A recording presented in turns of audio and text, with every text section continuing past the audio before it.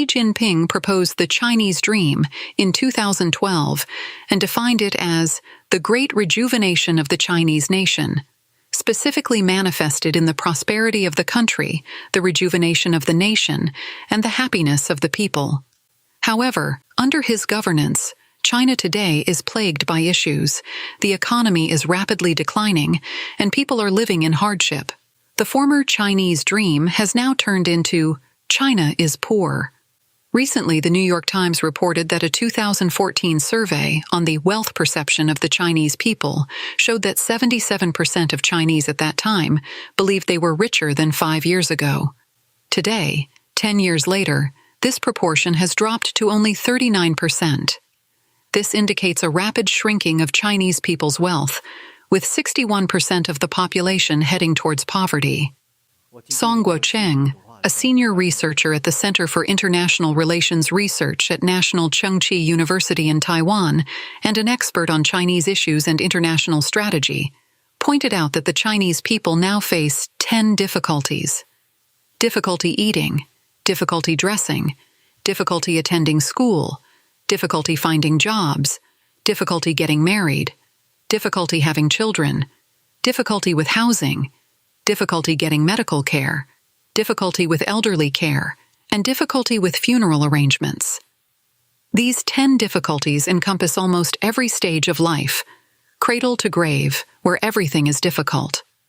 Song Guocheng remarked that China is experiencing a major historical shift from the Chinese dream to Chinese poverty. He used 8 words to describe China's current economy, deep and incurable, and summarized the 10 most worrying phenomena on the mainland. 1. Extreme gap between rich and poor. According to statistics from the Chinese Communist Party government, 960 million people in China have an average monthly income of less than 2,000 renminbi, accounting for nearly 70% of the population. At the same time, 1% of the Chinese population controls 90% of the nation's wealth, while the remaining 99% own only 10%, an extreme disparity between rich and poor. According to World Bank data, there are currently about 200 million people living in poverty in China, and the wealth gap between the richest and poorest families is 359 times. 2. Emergence of the social volcano. According to the Wall Street Journal, a joint survey by Chinese and foreign scholars titled Social Volcano shows that in the past, Chinese people believed poverty was due to personal shortcomings, such as lack of ability or effort. Now, they attribute it to unequal opportunities and unfair economic systems. Song Guocheng calls this a social volcano, marked by implosive social resentment, which manifests as dissatisfaction with Xi Jinping's system and despair over personal survival. 3. Social suicide. Recently, a female employee of CICC committed suicide by jumping off a building because she couldn't pay her mortgage following the collapse of the real estate market. In another case, a woman who graduated from a prestigious Beijing university died in a rented apartment in Xi'an after repeatedly failing civil service interviews despite topping the exams. This highlights how employment opportunities often rely on connections, bribes, or favoritism. Many young people, facing long-term unemployment due to a lack of connections, are increasingly choosing social suicide as a form of protest. 4. The tragedy of the silver-haired generation. Data from the National Bureau of Statistics shows that China currently has 290 million people aged 60 and above, and by 2035, this number will exceed 400 million, reaching 500 million by 2050. As China's economy continues to decline, elderly care is becoming one of the nation's most serious social issues. Song Guocheng argues that China's welfare system is deformed and unfair. He calls it a wealth-enjoying system, where the rich enjoy high welfare benefits, while the poor are left with scraps. In Western countries, welfare systems typically favor the poor, but in China, CCP cadres and the wealthy enjoy perks like housing, medical care, cars, bonuses, bodyguards, and nannies, while the poor, especially the rural elderly, are left with minimal care and support, leading to a bleak old age. 5. Collapse of the catering industry. Data from the Beijing Statistics Bureau shows that in the first half of this year, the total profit for catering companies in Beijing with annual revenues exceeding 10 million yuan was 180 million yuan, a sharp decrease of 88.8% compared to last year, with profit margins as low as 0.37%. This indicates that the entire catering industry is facing a crisis of dwindling profits. As of December 21, 2023, more than 1.265 million catering businesses in China had their licenses revoked, more than twice the number in 2022, setting a record for revoked licenses since 2020.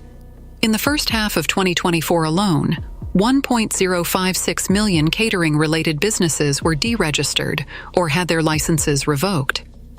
In the first quarter of 2024, nearly 460,000 catering businesses closed, a 232% increase compared to 140,000 in the same period last year. Many newly opened restaurants shut down within 1 or 2 months, with some even closing just 3 days after opening.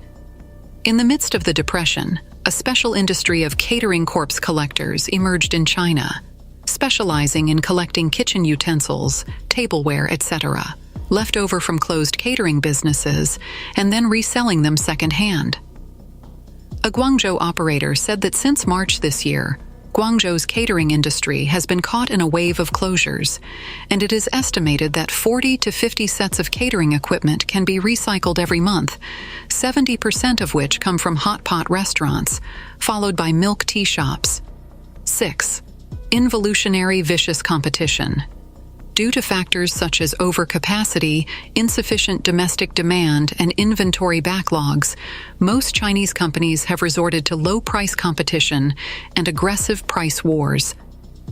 Taking the steel industry as an example, statistics from July 2024 show that the profits of key steel enterprises nationwide decreased by 88% year-on-year and 90% month-on-month, leaving them almost unprofitable. Only 1% of enterprises are still making small profits. Another example is the solar energy industry. The prices of the 4 major products, silicon materials, silicon wafers, battery cells, and components, have fallen by 40%, 48%, 36%, and 15% respectively since the beginning of 2024, setting a historical low.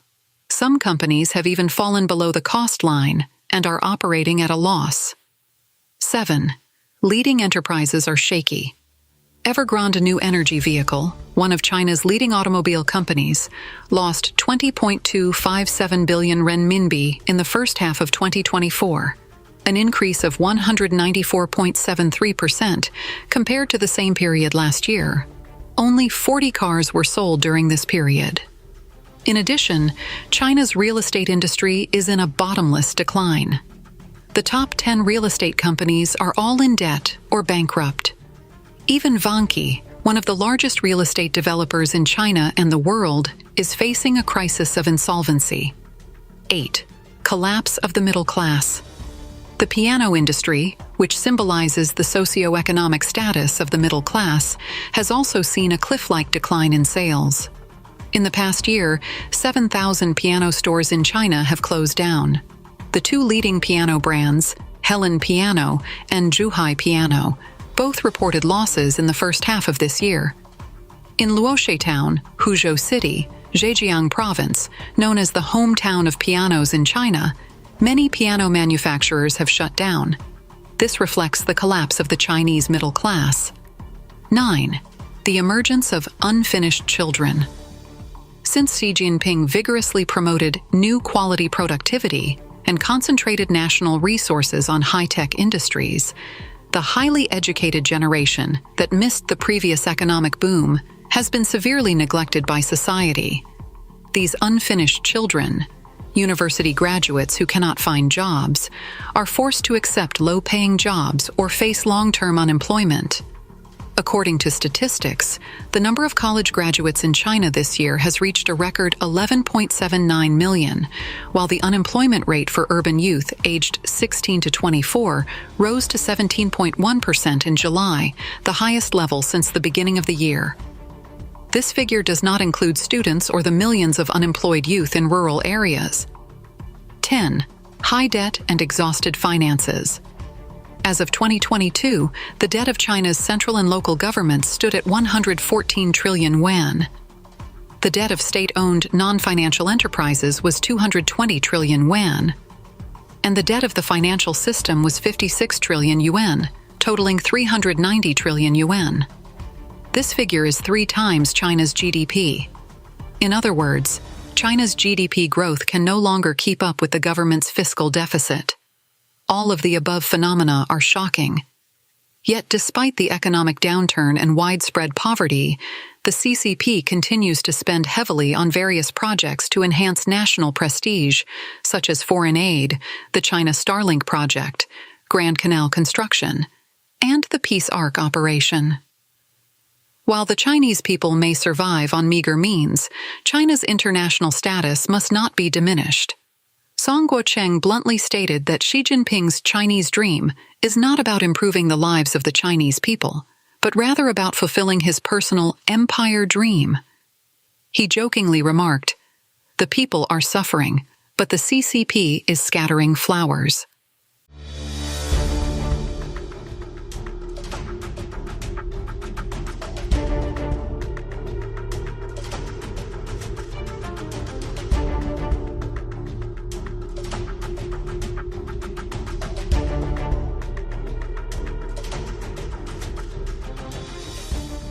Hello everyone. The Chinese economy is facing a very serious recession, with waves of bankruptcies, closures, and unpaid wages occurring everywhere.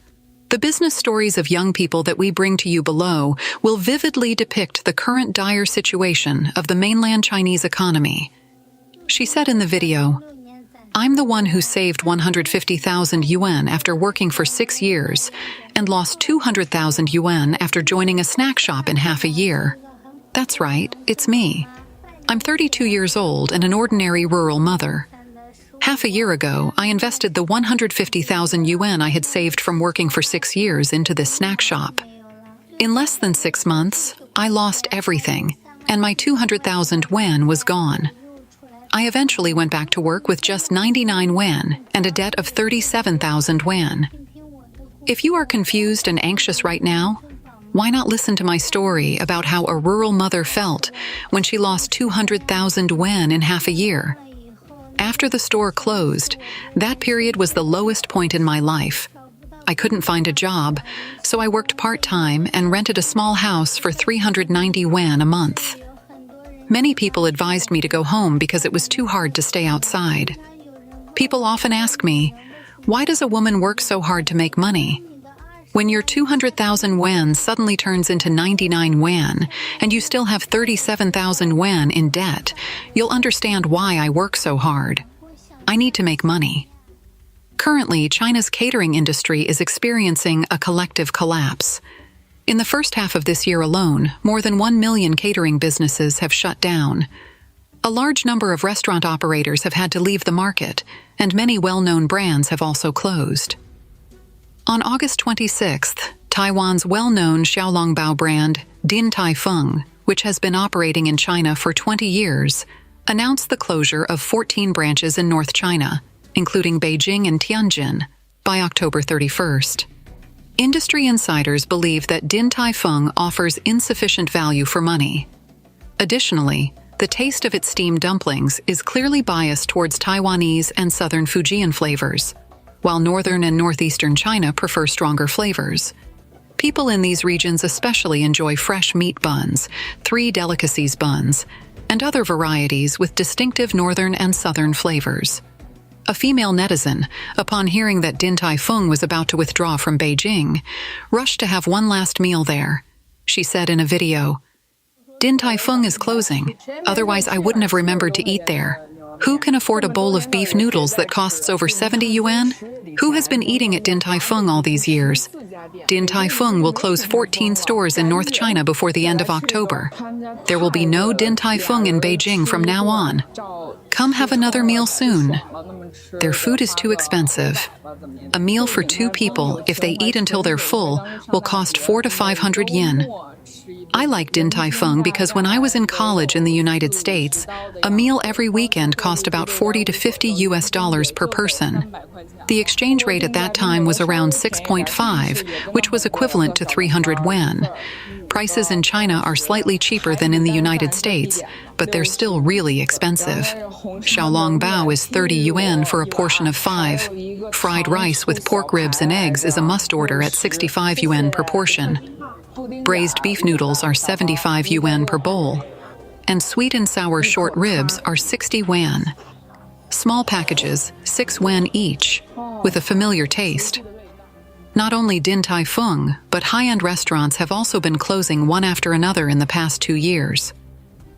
Recently, the high-end French restaurant L'Atelier 18, located at number 18 Bund Shanghai, opened for just over half a year and suddenly closed.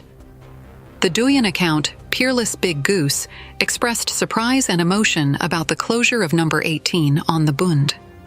According to statistics, in the past 5 years, there were about 2,700 high-end restaurants in Shanghai, with an average per capita consumption of more than 500 yuan.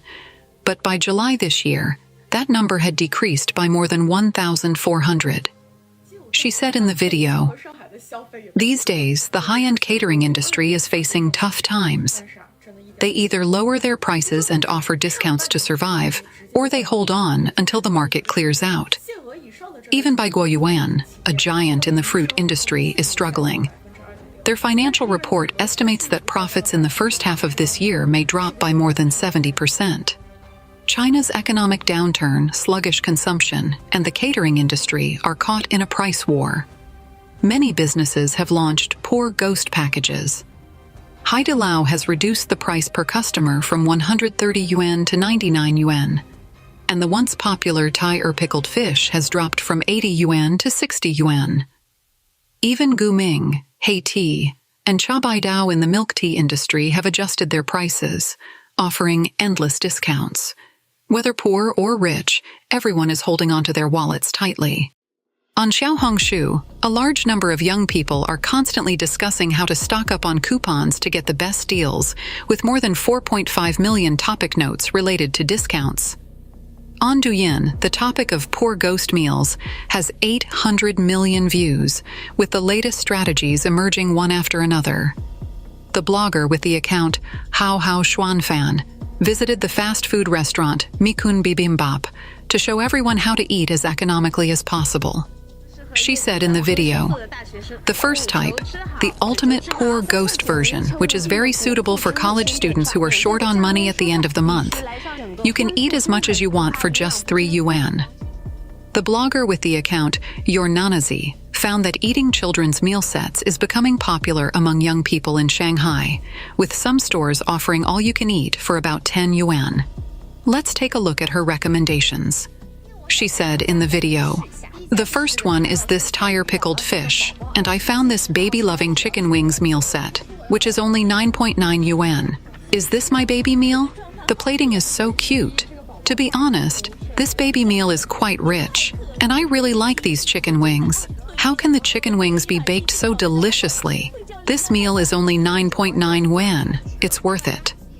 Netizen Gao Dafu mentioned that he spends all day searching for poor ghost meal packages online and recently found a satisfactory restaurant in the mall. He said in the video, "I've been looking for money-saving meal packages from Mikun Bibimbap and Haidilao's cheap meal packages online all day recently." A netizen warned everyone in a video to be cautious with investments and not to open restaurants casually. He said in the video, "This restaurant closed just 1 week after opening. You really have to be cautious when doing business and not invest randomly. There are too many Jiangxi restaurants in this Luxia village. If you open a store happily and with high hopes, you'll probably invest 200,000 yuan right away. But if you can't transfer it, you'll basically lose the entire 200,000 yuan. Hot pot, tea drinks, and baking have become the hardest hit areas for bankruptcy. In the first half of the year, the number of registered restaurants related to baking and tea drinks fell by about 30% year-on-year, and the number of registered hot pot restaurants decreased by more than 7,000 compared to the same period last year. Netizen Ling Ling's hot pot restaurant is also facing bankruptcy after only being open for 1 month. She said in the video, "My hot pot restaurant is going to close down. This is the hot pot restaurant I bought a month ago. The transfer fee was 160,000 yuan. The rent is 11,000 yuan, plus the deposit, totaling 203,000 yuan, which is all the savings I accumulated from 3 years of work. I graduated in 2021 and have been working in design since then. Here's my graduation certificate. When I graduated, most of my classmates chose to go to big cities like Beijing, Shanghai, Guangdong, Shenzhen, Hangzhou. But I didn't even dare to go to Chengdu because big cities are not my cup of tea. My design skills are actually quite good. When I graduated, I received offers from some big companies. I just didn't want to go to big cities because I felt there was too much instability there. I've been pursuing one thing in the first half of my life: stability." Ling Ling explained that she quit her design job in May this year and opened this hot pot restaurant. "This is the most rebellious thing I've ever done in my life," she added. In the first half of this year, more than 1 million restaurants in mainland China closed down, leading to a busy time for catering corpse collectors who recycle restaurant equipment. One recycler revealed that he collected equipment from 42 hot pot restaurants in a single month. Tianyancha data shows that in the first half of this year, the number of newly registered domestic catering-related companies reached 1.347 million, while the number of cancellations and suspensions reached 1.056 million, nearly equaling the total for the whole of last year. With countless catering stores closing down, the liquidation collector business is suddenly booming. Their job is to recycle equipment from shuttered catering stores and resell it to new entrepreneurs in the industry. Shanghai is in crisis. 1,056,000 restaurants closed in the worst first half of the year. If you've ever been to China, you might remember that restaurants are everywhere. But that is no longer the case today. According to data from Tianyancha, a Chinese business and commercial information query platform, 1.056 million Chinese catering-related companies closed in the first half of this year.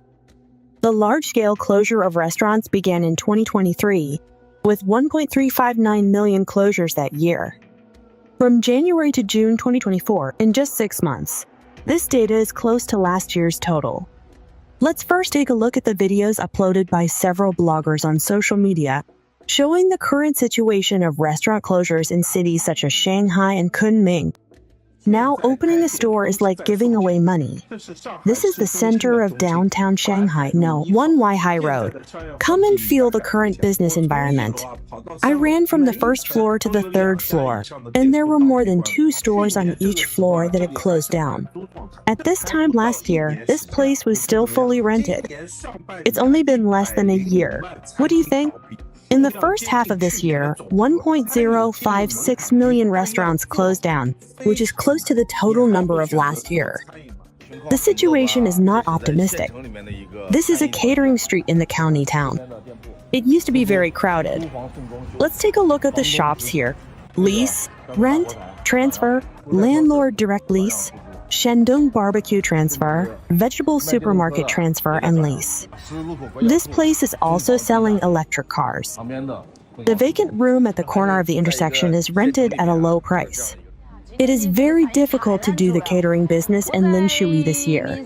I have run a porridge shop at the location of Turtle Monument in Linshui for 7 years, and I have never seen such a fierce wave of closures this year. To be honest, the Rujiamo restaurant opposite, his Rujiamo is delicious. We often buy it to eat, but it finally closed down, and I don't know why.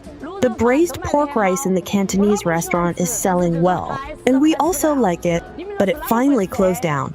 What do you think is going on? Look at the Maokai restaurant that is also closed down. The photo studio is no longer in business, and there is also this store. The stores over there have all closed down. When can these stores be rented out? Another Chinese blogger named Stall King posted a video on July 17, introducing the current situation of the largest new city center in Kunming, Yan'an province. He said that the vacancy rate of closed stores in the entire shopping mall has reached 85%. July, August, and September are the peak seasons for catering, but can this year's peak season be prosperous?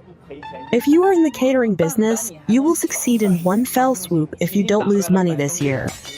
If you can still make a little profit, congratulations, you have already beaten 50% of your peers. Just halfway through this year, 1.05 million restaurants have closed down, close to the total of last year. Many new and inexperienced restaurants closed down in 2 or 3 months, losing hundreds of thousands of dollars at lightning speed.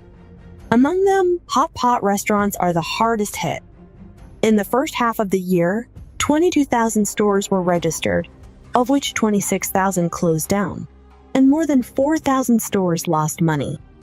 Behind me is the largest business district in Kunming, known as the new center of the city, with an annual passenger flow of about 13 million. Let's take a look at such a large business district. For physical merchants, how is the current situation? Let's take a look together. They're closed down, barbecue, hot pot. This whole large area is about 300 square meters. They used to be connected together, but now they are all closed down. This row of them are all closed down, Chaoshan beef, and this one are closed down. The closure rate of the entire mall has reached 85%. There is almost no business. Many friends said that if it is not Saturday, there will definitely be no people. Even if there is less traffic on Wednesday and Thursday, it will not affect its closure. You may say that there is not much traffic on weekdays, but it is now in a state of closure. In such a mall, only big brands such as Haidilao may survive. The economy is in serious recession in the mainland. This situation may become more serious this year, in the second half of 2024, and in 2025. There are many cases where restaurants invested millions of RMB but closed down within 3 months. The following video shows the boss talking about his feelings after the failure of his restaurant. He said that he would never do catering again. This is a barbecue restaurant where I invested 1 million RMB, which is $138,000 US. Unfortunately, it closed down in less than 3 months. Many people advised me not to open this skewers restaurant, but I chose to open it without hesitation. I only saw others making a lot of money and never thought that it would fail. At that time, the rent for this restaurant cost nearly 200,000 RMB, which is $28,000 US. The decoration and equipment cost hundreds of thousands of RMB. I dreamed every day that it would be enough to make tens of thousands of RMB a month, not to mention more. Unexpectedly, after opening, the income was not enough to cover the daily rent. The highest daily turnover was 2,000 RMB, which is less than $275 US. I hired more than a dozen employees and waited 3 months to resell it, but no one was willing to take it over for a long time. Today, it finally ended.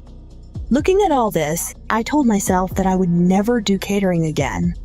Why did a large number of restaurants close down? Ms. Liu, a resident of Shandong, said in an interview with Radio Free Asia not long ago that because residents could not find jobs and lost their source of income, they lived frugally. All walks of life are in recession. The prospects are not particularly good now. Ordinary people dare not spend money in order to cope with the situation that they have no choice. Therefore, the consumption pattern of ordinary people has changed. They cannot see hope or the future, but they have to maintain normal expenses. When spending money, they must first make comparisons and secondly, make budgets, such as for children's education, living expenses, and medical costs for themselves or the elderly. The depression of the catering industry is the most direct manifestation of the reduction in income of Chinese residents. Whether ordinary people go to restaurants for meals can be seen at a glance. In order to survive in this difficult environment, the Chinese catering industry has launched Poor Man's Combo.